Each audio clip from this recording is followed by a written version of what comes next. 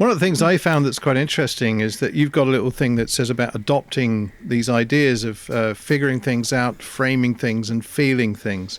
Now, you mentioned there youngsters.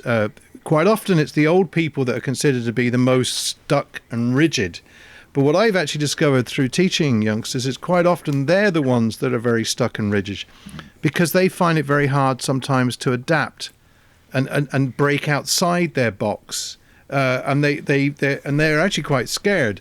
And what you're having to try and do is encourage them to nurture them, to actually sometimes engage in the work that we're asking us to do, to act those things out. And if they put into some kind of framework and see the results of what they're doing, they can actually start to expect, as you've got in your ideas, that there will be some kind of results. Now, we do a kind of reflective practice where you kind of plan something, you put it into action, you then review it, and then you take your learnings from that and put it back into it. So it's a kind of rotational type thing.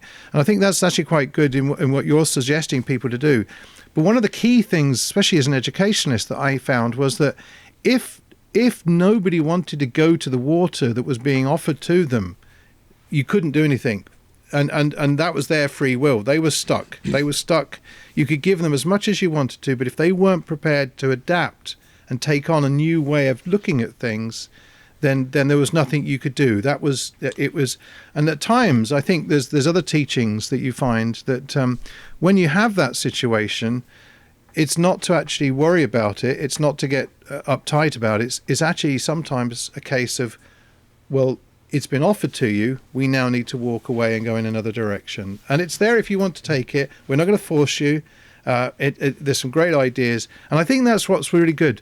It's encouraging people to learn how to adapt to the new environment. Hope you enjoyed this video. Please subscribe and click on the bell for notifications.